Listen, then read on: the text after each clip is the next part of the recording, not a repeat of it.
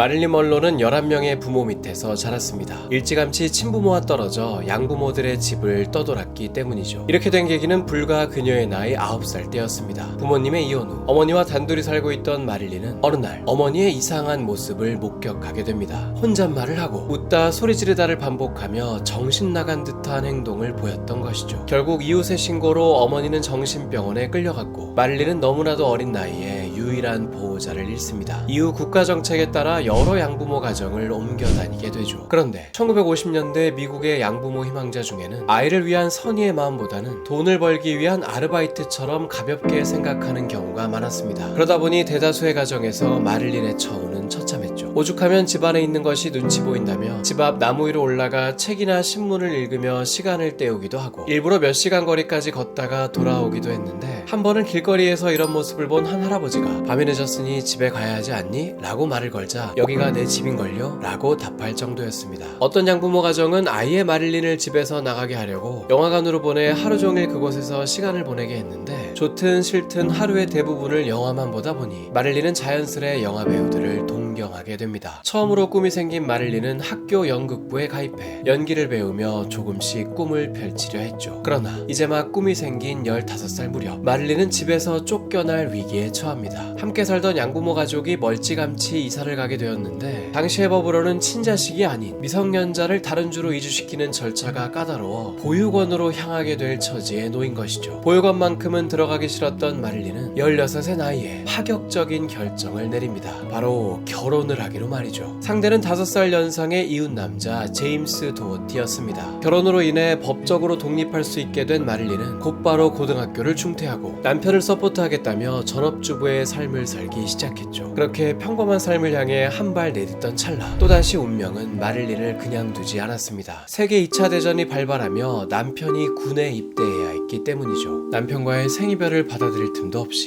전쟁은 마릴린에게도 일상의 변화를 강요했습니다. 당시 많은 수의 여성들은 전쟁 물자를 대기 위한 군수 공장에서 일을 해야 했고 마릴린 역시 예외가 아니었죠. 그러던 어느 날 무료한 삶을 살고 있던 마릴린의 인생에 한 남자가 나타나며 모든 게 바뀌게 되는데 이 남자는 군수 공장에서 일하는 여자들이라는 주제로 사진을 찍으러 온 사진작가였습니다. 무관심하게 자기 일만 묵묵히 하던 다른 노동자들과는 달리 마릴린은 카메라를 보며 은근하게 포즈를 취했고 수줍은 미소를 지었습니다. 사진작가는 이런 마릴린의 묘한 분위기에 눈을 뗄 수 없었고 결국 정식으로 모델 일을 해보지 않겠냐며 따로 화보를 찍자고 꼬셨죠. 그렇게 정식으로 화보 촬영을 하게 된 마릴린. 순수하고 꾸밈없어 보이는 그녀의 모습은 좋은 반응을 얻었고 여러 사진작가로부터 연락이 빗발치기 시작했습니다. 모델 일에 재미가 들린 마릴린은 금발로 염색까지 하는 새로운 시도를 했는데 이게 폭발적인 반응을 불러일으키며 심지어 영화 제작사로부터 배우를 해보자는 연락을 받기에 이릅니다. 이로써 마릴린은 영화계에도 도전장을 던졌는데 연기 경력이 전무하다 보니 영화사는 일단 6개월 계약을 제시하며 6개월 동안 연기, 춤, 노래를 배우도록 했습니다. 마릴린은 혼신의 힘을 다해 교육에 임했고 그렇게 마릴린은 6개월 후 망했습니다. 계약이 끝나기가 무섭게 바로 잘렸죠. 아무리 가르쳐봐도 도무지 연기력이 늘지 않는다며 영화사가 빠른 손절을 한 것입니다. 상심이 컸던 이 시기 마릴린은 일상에서도 다시금 큰 변화를 겪습니다. 전쟁이 끝나 파병 갔었던 남편이 가정으로 돌아온 것이죠. 복귀한 남편은 그동안 많은 변화를 겪은 마릴린의 모습에 큰 충격을 받았습니다. 파병 가기 전까지만 해도 주부였던 그녀가 이제는 왕성한 모델 활동을 하고 배우 데뷔까지 하려던 참이었으니 격세지감이었죠. 남편은 노출이 심한 옷을 입고 남성 잡지 화보를 찍으러 다니던 마릴린의 모델 활동이 못마땅했습니다. 그러나 배우 데뷔를 목전까지 뒀던 마릴린에게 여기까지 와서 브레이크를 밟으라는 건 수용할 수 없는 요구였죠. 결국 둘 사이에는 부부싸움이 잦아졌고 결혼한 지 4년째가 되던 해 이혼을 하게 됩니다. 이혼 후 마릴린은 모델 일을 이어가며 어떻게든 영화 관계자들에게 눈도장을 찍기 위해 동분서주했습니다. 엑스트라를 모집한다는 공고만 있으면 촬영장으로 달려갔고 제작진들의 퇴근 시간에 맞춰 마치 실수로 떨궜다는 듯이 출구 쪽에 자신의 화보가 실린 잡지를 놓고 나왔죠. 영화 관계자들의 파티에도 적극적으로 참석해 인맥을 쌓으려 했고 그중 한 프로듀서와는 사귀는 사이로 발전하기도 했습니다. 영향력 있는 관계자들의 눈에 띈 마릴린은 드디어 기회를 받게 되는데 저예산 뮤지컬 영화 숙녀들의 합창이라는 영화에 무려 주연급으로 출연하게 된 것입니다.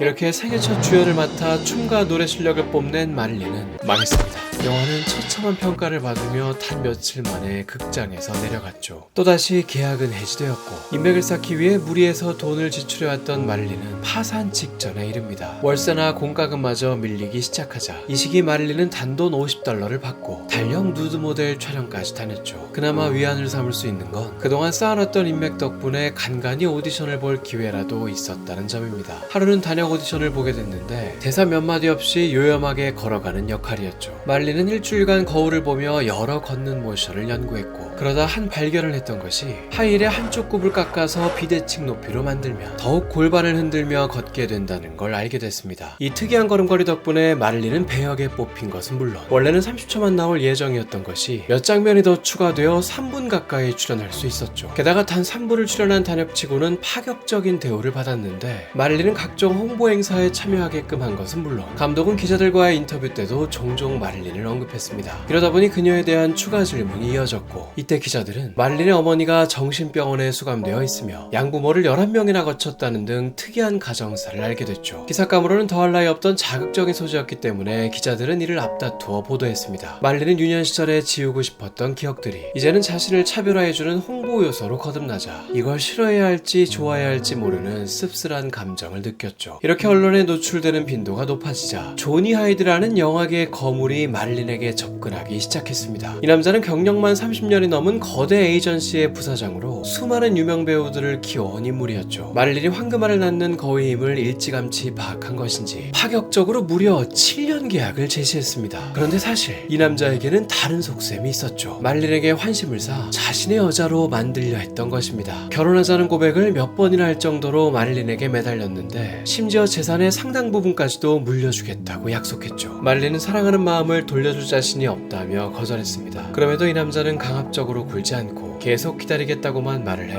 마릴린은 내심 고마웠다고 합니다. 이 남자는 끝내 마릴린에게 사랑을 되돌려받지 못한 채 심장마비로 갑작스럽게 사망했습니다. 마릴린은 이 남자가 실려간 병원으로 가 펑펑 울며 이렇게 말했습니다. 이 남자가 해줬던 사랑이라는 말은 내가 지금껏 들은 사랑이라는 말 중 가장 진심이 느껴졌었다. 나 역시도 이 남자를 사랑하고 싶었지만 끝내 감정이 생기진 않았다 라고 솔직한 심정을 전했습니다. 조니 하이드와의 계약 덕분에 꽤 많은 단역으로 출연할 수 있었던 마릴린은 백침이 있는 역할로 처음 두각을 나타내기 시작했습니다. 아스팔트 정글이라는 영화에서는 원래 대본에는 없었지만 누워서 대사를 하면 어떻겠냐며 편한 자세를 취했는데 이게 어떻게 보면 순수한 느낌이기도 하면서 또 어떻게 보면 야릇한 분위기이기도 해서 이중적인 매력이 있었죠. 이런 금발의 백침이라는 컨셉은 꽤 각광을 받았고 그러자 비슷한 배역으로의 캐스팅이 계속 이어졌습니다. 신사는 금발을 좋아해 라는 영화에선 다소 모자른 상식을 가지고 있지만 사랑스러운 여자를 연기했는데 이때 그녀의 백치미를 보여주는 명대사로는 프랑스라는 대륙에 가면 유럽이라는 나라가 있다가 있습니다. 또 나이아가라라는 영화에서는 타이트하지 않은 치마를 입고 있어도 골반 흔들림이 느껴질 정도의 특유의 워킹이 화제가 되었죠. 인기가 오를수록 마릴린의 각종 패션템들도 유행하기 시작했는데 특히 강한 색감의 핫핑크가 전례 없는 인기를 누렸죠. 훗날 마돈나, 마고로비 등 여러 유명인들에 의해 오마주될 정도로 마릴린의 핫핑크는 시대의 아이콘이었습니다. 이 핫핑크 드레스에는 재미있는 비하인드가 있는데 원래 디자인대로라면 좀 더 연한 핑크색에 가까웠죠. 게다가 장갑과 신발 등 검정색도 중간중간 섞여 있었습니다. 그러나 마릴린의 밝은 금발에는 더 진한 색감이 어울린다는 걸 깨닫고 막판에 핫핑크로 변경하게 되었죠. 어느새 패션계의 아이콘까지 되어버리자 일각에서는 오히려 마릴린이 의상빨이라고 평가절하하는 사람들도 있었습니다. 이 말을 들은 마릴린은 내 매력을 증명해보겠다며 역사의 길이 남을 한 기행을 벌이게 되는데 난데없이 초라한 감자포대 하나만을 걸치고는 화보를 찍었던 것입니다. 미국 최고의 아이다오산 감자라고 적혀진 우스꽝스러운 포대를 입고도 마릴린의 관능미는 숨길 수 없었고 비난하던 사람들도 이 화보를 보고는 입을 다물게 되었죠. 마릴린이 큰 영향을 미친 건 패션뿐만은 아니었습니다. 마릴린 특유의 향기 역시도 큰 화제가 되었죠. 사건의 시작은 한 기자가 잠옷은 어떤 스타일을 입냐고 질문했을 때였습니다. 마릴린은 수줍게 웃으며 아무것도 입지 않습니다. 잠잘 때 내 몸을 감싸고 있는 건 오직 샤넬 No. 넘버 5뿐입니다 라고 말했죠. 알몸으로 향수만 뿌리고 잔다는 고백을 한 것입니다. 마릴린의 이 답변으로 샤넬 넘버 5의 매출은 급상승했고 몇십 년이 지난 현재까지도 30초당 한 병씩 팔리는 향수계의 스테디셀러로 남아있죠. 마릴린이 향수를 뿌리고 잤던 이유는 당시 열악했던 촬영 환경이 한몫했습니다. 서부극을 촬영했을 당시 마릴린은 사막 한복판에 있는 트레일러 숙소에서 지내야 했고 샤워 시설이 열악해 물이 안 나오는 날도 있었다고 합니다. 그러다 보니 기분 좋은 향을 유지하기 위해 잘 때조차도 향수를 뿌렸던 것이죠. 1950년대의 마릴린은 샤워 때문에 고생을 했지만 현대인인 우리는 하루에 몇 번이라도 편안하고 따뜻한 샤워를 즐길 수 있죠. 그래서 준비한 오늘 영상의 스폰서 클린볼 절수 샤워기를 소개합니다. 저는 이번 기회에 인생에서 처음으로 샤워헤드를 바꿔봤는데요. 왜 사람들이 여행 갈 때도 샤워헤드를 챙겨가는지를 알 것 같았습니다. 무려 6가지 분사 모드가 가능한 샤워기로 강력한 수압으로 마사지처럼 느껴지는 집중 분사, 넓게 퍼지는 미스트 느낌의 안개 분사, 청소할 때 쓰는 고압 분사 등 6가지 분사 모드를 버튼 하나로 1초 만에 오갈 수 있죠. 거기다 온오프 버튼이 샤워기에 딸려있어 샤워 중 잠시 물을 끄고 싶을 때나 아이를 씻길 때도 편합니다. 그리고 전 이 점이 가장 마음에 들었는데요. 샤워기 안에 들어있는 이 동글동글한 볼들이 수돗물 속 염소 제거를 해줍니다. 우리가 평소에 쓰는 수돗물은 소독 과정에서 염소가 들어가는데 염소는 피부와 모발 손상을 야기하기 때문에 매일 샤워하는 사람일수록 염소 제거 기능이 들어간 샤워기를 쓰는 것이 좋죠. 실험 속 노란 색깔이 염소인데요. 이 클린볼 필터기만 거치게 되면 즉석해서 염소가 제거되는 걸 볼 수 있습니다. 그리고 또 하나의 특장점은 절수 효과. 수압을 유지하면서도 최대 40%까지 절수 효과가 있어 몇 달만 수도세를 줄여도 샤워기 값은 공짜로 쓰는 셈입니다. 게다가 9,000원 상당의 실리콘 홀더까지 무료로 증정해드리는데 발 닦을 때라든지 강아지를 씻길 때처럼 평소와 다른 곳에 고정하고 싶을 때 아주 유용한 아이템입니다. 더보기란에 구매 링크를 걸어두었으니 많은 관심 부탁드립니다. 마릴린에게 엄청난 위기가 찾아온 적이 있었습니다. 난데없이 한 누드 화보 속의 여자가 마릴린과 너무 닮았다는 제보가 이어지며 누드 모델 출신이냐는 질문이 빗발치기 시작했던 것이죠. 사실 화보 속 여자는 마릴린이 맞았습니다. 무명 시절 $50를 받고 찍었던 그 달력 화보였죠. 이제 막 이름을 알리려던 신인 배우에게는 끔찍한 악재였습니다. 모른 척을 해야 할지 인정을 해야 할지 깊은 고민에 빠진 마릴린은 한 남자에게 조언을 구했습니다. 최근에 사귀기 시작한 남자친구 조 디마지오라는 남자였죠. 조 디마지오는 당시 모르는 사람이 없을 정도의 최고의 야구 스타였습니다. 현재까지도 깨지지 않고 있는 불멸의 기록 56경기 연속 안타라는 대기록을 세운 인물이며 오죽하면 그 유명한 해밍웨이의 소설 노인과 바다 속에서도 양키스 팀을 믿으려 그 팀에는 조 디마지오 선수가 있잖니 라는 대사가 나올 정도입니다. 이렇게나 유명인이다 보니 조 디마지오는 언론을 어떻게 대해야 유리한지 잘 알고 있었고 마릴린에게 불법행위나 죄를 지은 것도 아니니 솔직하게 인정하고 위트 있게 받아쳐라 라고 조언했습니다. 이에 마릴린은 기자들 앞에서 당시 집세도 밀렸고 차도 압류당해 $50가 있어야 쫓겨나지 않을 수 있었다. 밥값도 없던 시기라 자주 굶어서 그런지 사진에 복근이 너무 선명하게 나오더라 고 농담을 하며 모두를 웃게 했죠. 이런 쿨한 답변에 대중들은 마릴린에게 큰 호감을 느꼈고 이 사건은 전국적인 홍보 효과를 가져다주며 마릴린의 인지도 또한 급상승하게 됩니다. 그의 기자협회가 선정한 최고의 신인 여배우로 뽑혔고 미군들을 대상으로 한 인기 투표에서도 1위를 차지하는 등 본격적인 스타 탄생을 알렸습니다. 마릴린의 달력은 순식간에 주문량이 폭증해 800만 부가 팔렸으며 한 성인 잡지는 이 달력의 판권을 사들여 아예 마릴린의 누드를 특집으로 창간호를 출간했습니다. 그런데 이게 초대박을 내면서 그의 가장 많이 팔린 잡지가 되었죠. 이렇듯 마릴린의 사진들은 어마어마한 수익을 창출했지만 막상 사진 속 당사자인 마릴린은 처음 받았던 $50 말고는 단돈 한 푼도 받지 못했습니다. 그리고 이 힘든 위기를 극복하도록 도와준 조 디마지오와는 결혼까지 하게 되죠. 이들의 신혼여행지는 일본이었습니다. 마침 결혼했던 시기 디마지오가 일본의 야구 행사에 초청받게 돼 겸사겸사 일본으로 향했던 것이죠. 그런데 일본에 도착한 디마지오는 깜짝 놀랐습니다. 해외에서는 관심에서 벗어나 조용한 일정을 보낼 줄 알았건만 공항에 엄청난 인파가 모여 그들을 기다리고 있던 것이었습니다. 그런데 이들이 기다리고 있던 건 디마지오가 아니라 마릴린 먼로였죠. 디마지오는 유명 야구 선수가 아니라 마릴린 먼로의 남편 취급을 받을 뿐이었고 모든 관심은 마릴린에게 쏠렸습니다. 마릴린이 손을 가볍게 흔들기만 해도 함성이 쏟아졌죠. 아내가 아시아에서까지 이 정도 인기일 줄 몰랐던 디마지오는 크게 당황했습니다. 그러나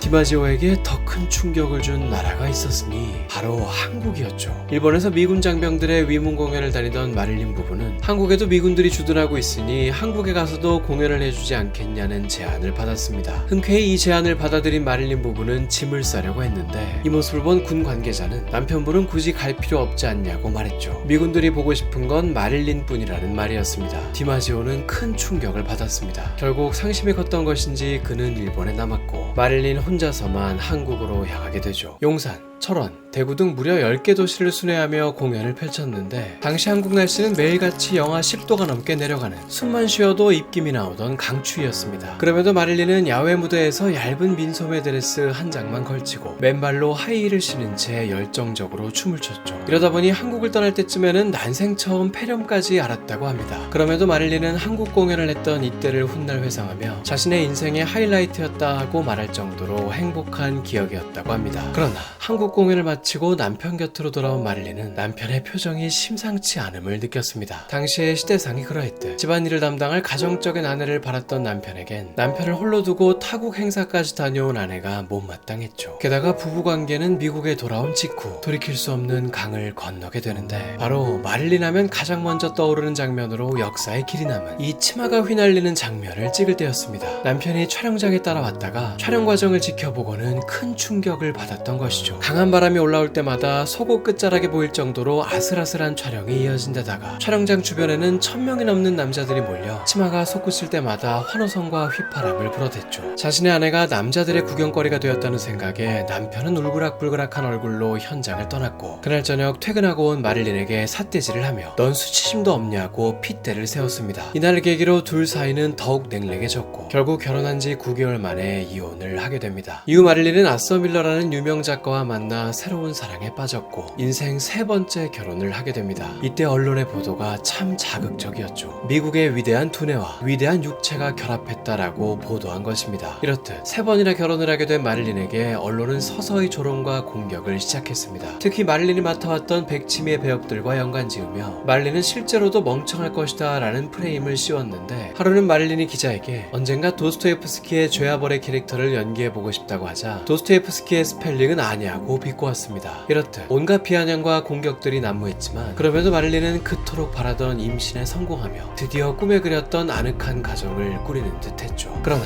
집 밖으로 한 발짝만 내딛어도 구름대처럼 몰려드는 언론과 대중들 그리고 임신 중임에도 무리한 스케줄을 요구하던 소속사로 인해 결국 마릴린은 유산을 하게 됩니다. 여기서 더 슬픈 사실은 한 번도 아니고 연달아 2번이나 유산을 겪었다는 것이죠. 뱃속에서 힘찬 발차기를 하던 아이가 하루아침에 2번이나 사라지자 마릴린은 울부짖으며 절망하게 됩니다. 그러나 이 시기 마릴린에겐 슬픔조차 허락되지 않았습니다. 어떻게 알았는지 마릴린의 병원에는 어마어마한 인파가 몰려들었고 소속사는 마릴린에게 여배우의 생명은 이미지라며 절대 흐트러진 모습을 보이지 말라고 강하게 요구했습니다. 이에 마릴린은 유산을 하고 병원을 나오던 그 순간에도 풀 메이크업을 하고 화려한 드레스를 입은 채 환한 미소를 지어야 했죠. 인생에서 가장 슬픈 순간에도 있는 힘껏 가장 밝은 미소를 지어야 했던 마릴린은 이날 이후 안에서부터 더욱 멍들어가기 시작했습니다. 이 힘든 시기 그나마 위안이 되었던 것은 남편이었습니다. 이 당시 쓰여진 마릴린의 일기장을 보면 남편에 대한 사랑과 신뢰의 글이 가득했다고 합니다. 그러나 한 사건으로 인해 마릴린은 유일한 버팀목이던 남편마저 잃게 되는데 사건은 남편이 출근하고 혼자 집에 있던 날에 벌어졌습니다. 급하게 출근을 하느라 깜빡했는지 그날따라 남편이 늘 들고 다니던 공책이 거실 한가운데 있었죠. 마릴린은 별다른 생각 없이 공책을 펼쳐봤는데 그 순간 판도라의 상자가 열렸습니다. 결혼 전 자신에 대해선 절대 글을 쓰지 않겠다고 다짐했던 것과는 달리 남편은 마릴린을 주제로 글을 쓰고 있었죠. 오랜 세월 연애기를 겪으며 사생활 노출에 대해 극도로 예민해진 마릴린에게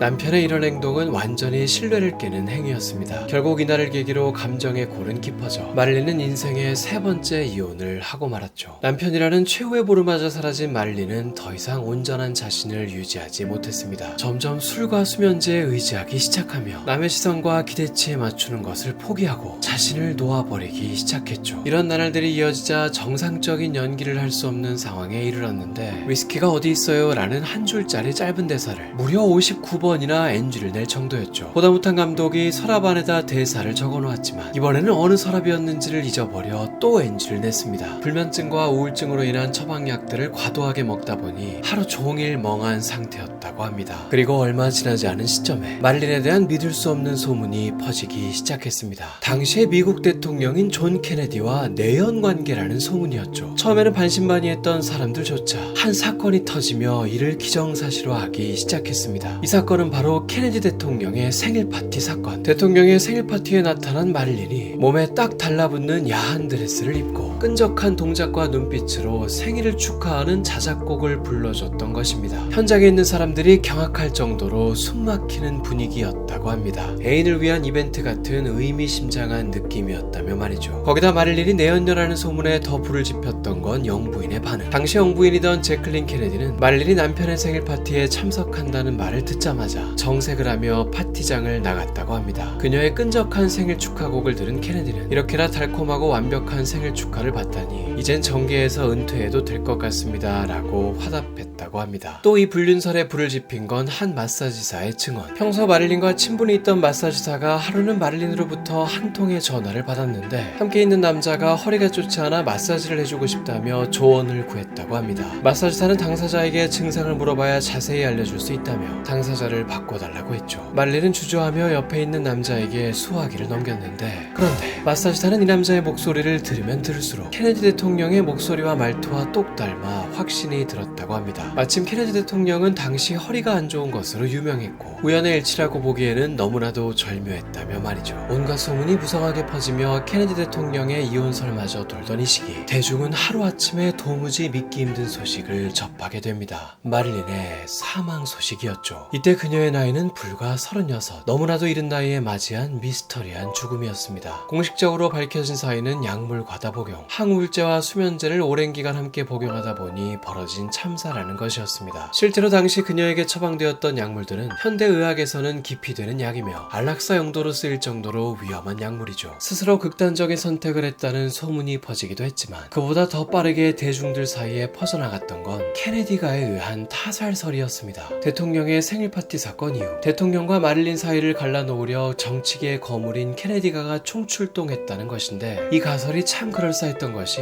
마릴린이 사망하기 불과 몇 시간 전 케네디 대통령의 친동생과 매제가 보디가드들을 대동하고 마릴린의 집을 찾아간 것이 목격됐다는 점입니다. 이때 마릴린은 가정부에게 나가 있으라고 하고는 이들과 긴 시간 방 안에 있었다고 합니다. 그리고 그날 밤 잠시 잠에서 깬 가정부는 새벽 3시가 가까운 시간임에도 마릴린의 방에 불이 켜져 있던 게 이상해 노크를 해봤지만 아무런 대답이 없었습니다. 이에 사람을 불러 창문을 부수고 들어갔고 이미 싸늘하게 누워있던 마릴린을 발견했던 것이죠. 말린의 사망 소식에 가장 먼저 달려왔던 건 두 번째 남편이었던 조 디마지오였습니다. 첫 번째와 세 번째 남편은 끝내 나타나지 않았죠. 조 디마지오는 이혼하고 나서도 유일하게 친구 관계를 유지했던 남편이었습니다. 세 번째 이혼 후 힘들어하던 시기, 디마지오가 지난 날을 후회한다며 다시 연락을 했고 그의 진심을 느낀 말린은 그와 진지하게 재혼을 고민했었다고 합니다. 심지어 말린이 사망하기 6개월 전 심각한 우울증으로 인해 상담을 받으러 갔던 말린은 원치도 않게 강제 입원을 당하게 되는데, 이 소식을 들은 디마지오는 한 걸음에 달려와 말린을 풀어줄 때까지 병원의 벽돌을 하나씩 부셔버리겠다며 으름장을 놓았죠. 전 남편의 물불 안 가리는 행동 덕분에 말린은 바로 퇴원할 수 있었고, 이 사건을 계기로 말린은 디마지오에게 자주